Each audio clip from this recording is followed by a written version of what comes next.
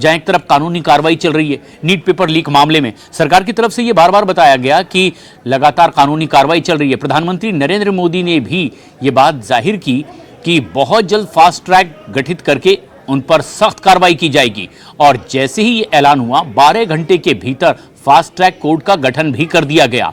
और अब इस मामले में सरकार ने एक बहुत बड़ा एक्शन लिया है। एनटीए जो कि ये पूरी परीक्षा आयोजित करवाती है, इस एजेंसी के 47 अधिकारियों पर गाजगिरी है। 47 अधिकारियों को बर्खास्त कर दिया गया है, कानूनी कार्रवाई भी इन पर की जाएगी। नीट पेपर लीक को लेकर के जिस तरह का जबरदस्त आंदोलन चल रहा है, विरोध प्रदर्शन चल रहा है, यहां तक कि शिक्षा मंत्री का इस्तीफा तक मांगा जा रहा है, ऐसे में अब सरकार का एक्शन शुरू हो चुका है। अलग अलग तरीके से यह एक्शन देखने को मिल रहा है, जहां पर कई संगठन सीधे सीधे सरकार के खिलाफ प्रदर्शन कर रहे हैं, शिक्षा मंत्री का इस्तीफा मांग रहे हैं। वहीं सरकार की ओर से यह एक्शन जारी है। जो लोग अनशन कर रहे हैं, इस तरह का प्रदर्शन कर रहे हैं, उनसे बातचीत की पेशकश भी सरकार की ओर से हो रही है। इसी कड़ी में इस छात्र आंदोलन का चेहरा भी रहे वांगचुक से भी मुलाकात की है अस्पताल जाकर के 2 केंद्रीय मंत्रियों ने, और उनका अनशन खत्म हुआ है। मतलब ये कि सरकार अब उस दिशा में कदम लगातार आगे बढ़ा रही है जिस तरह की मांग इस आंदोलन के जरिए सामने आ रही थी।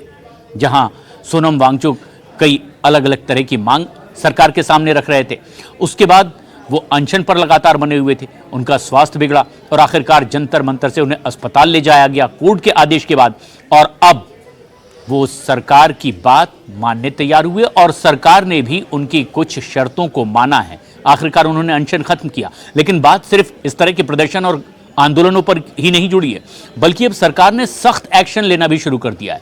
एनटीए वही एजेंसी है जो इस परीक्षा को करवाती है, और इसी नीट पेपर लीक को लेकर के देश भर में छात्रों का गुस्सा देखा जा रहा है। हालांकि तमाम राजनीतिक दल भी इसे एक बड़ा मुद्दा बना रहे हैं और सीधे सीधे सरकार का फेलियर बताते हुए उनके खिलाफ मोर्चा खोलते दिखाई दे रहे हैं।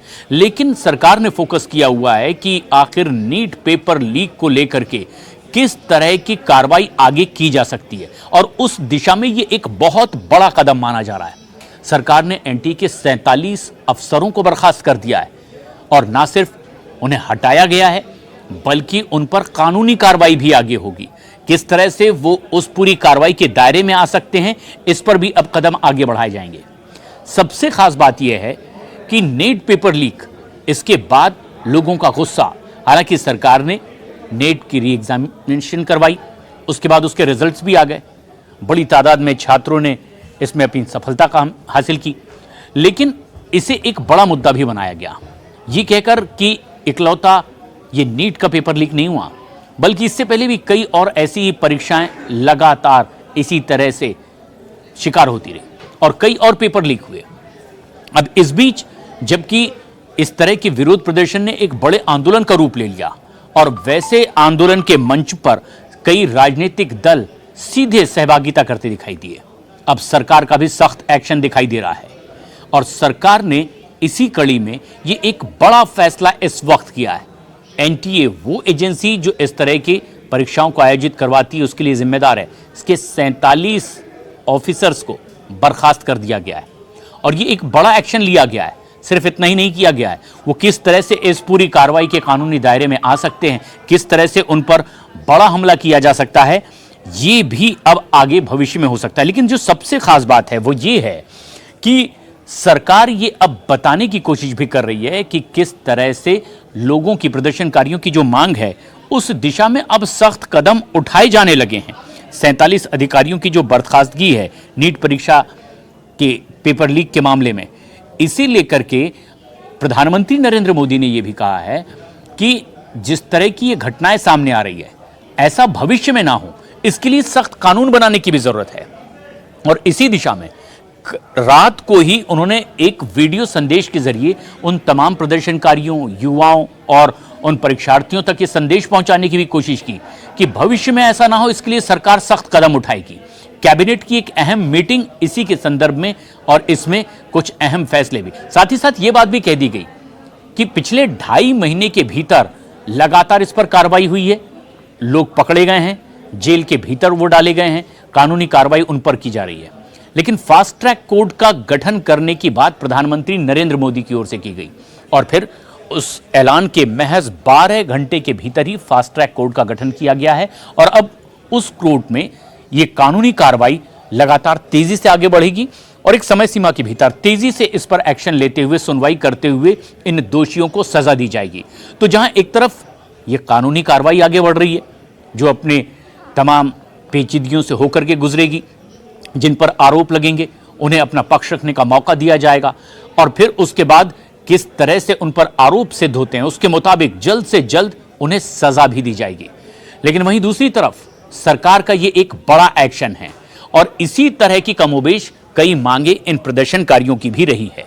सोनम वांगचुक जो इसी नीट पेपर लीक की बात को लेकर के आमरण अनशन पर बैठ गए थे और अब जबकि अस्पताल में डॉक्टर्स ने भी उन्हें यह सलाह दी थी, कोर्ट का भी यही आदेश आया, एक मार्गदर्शन आया कि स्वास्थ्य को लेकर के उन्हें अस्पताल में भर्ती करवाया जाना चाहिए। सरकार की ओर से यह भी कहा गया कि उनके स्वास्थ्य की चिंता करते हुए उन्हें उस अनशन स्थल से उठा करके अस्पताल पहुंचाया गया और आखिरकार तमाम शर्तों के बाद, मान मनोबल के बाद, उनकी बातों पर विचार करने के बाद सोनम वांगचुक ने भी अपना अनशन खत्म करने का फैसला किया। 2 केंद्रीय मंत्रियों की मौजूदगी में उन्होंने ये अपना अनशन खत्म किया।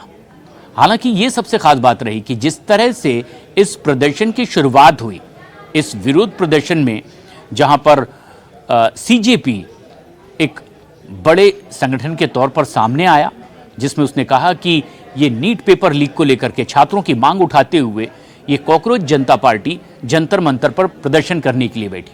सोनम वांगचुक वहां पर पहुंचे और फिर धीरे धीरे ये दायरा बढ़ता चला गया। कई और संगठन और राजनीतिक दल भी उस विरोध प्रदर्शन का हिस्सा बनते चले गए। इसी कड़ी में सोनम वांगचुक उनके साथ जुड़े थे।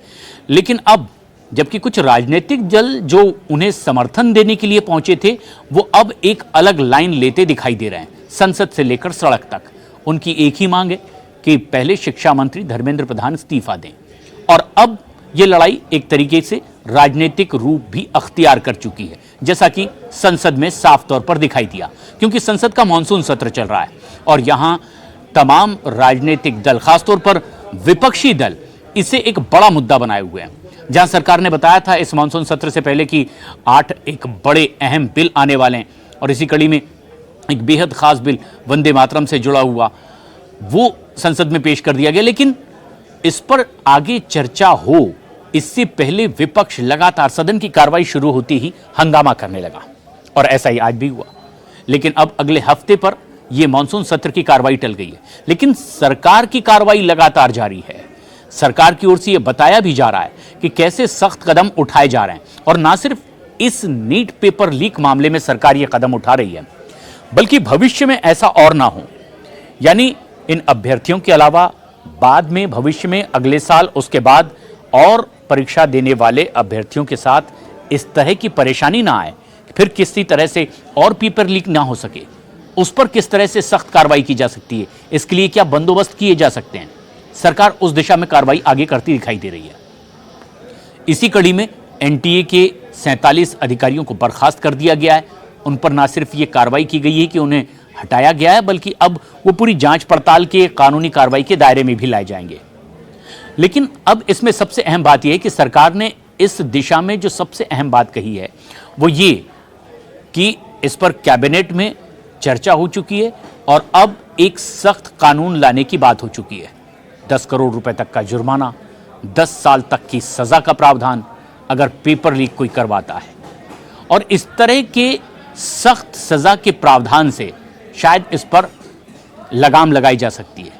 हालांकि पेपर लीक से जुड़े कानून पहले भी बने हुए हैं, कई सवाल भी खड़े हो रहे हैं कि अगर पहले से कानून मौजूद हैं तो फिर लाने की क्या जरूरत पड़ी। सरकार की तरफ से ये बताने की कोशिश है कि इसके बावजूद अगर इस तरह की घटनाएं हो रही है, इसका मतलब है कि कानूनों को और सख्त करने की गुंजाइश है, सख्त सजा के प्रावधान की गुंजाइश है। और इसीलिए तमाम राजनीतिक दल जो संसद में सरकार बिल लेकर आई है, इस पर आकर चर्चा करें। विपक्ष के तमाम राजनीतिक दल इस तरह से अपना रुख अख्तियार किए हुए हैं, खासतौर पर कांग्रेस पार्टी, जिसने ये बात साफ कर दी है, राहुल गांधी ने भी बयान दिया कि शिक्षा मंत्री धर्मेंद्र प्रधान के इस्तीफे से पहले वो किसी बात पर राजी नहीं है। जबकि तमाम ऐसे और विरोधी दल हैं जो कांग्रेस के साथ इस नीट पेपर लीक मामले में हो रहे प्रदर्शनों में समर्थन करते दिखाई दे रहे थे, उनकी अलग अलग राय बनती दिखाई दे रही है, चाहे फिर वो समाजवादी पार्टी हो या दूसरे राजनीतिक दल। वो ये कह रहे हैं कि इस पर चर्चा संसद में होनी चाहिए, इस्तीफा तो कभी भी हो सकता है, जैसा कि अखिलेश यादव समाजवादी पार्टी के नेता की ओर से कहा गया।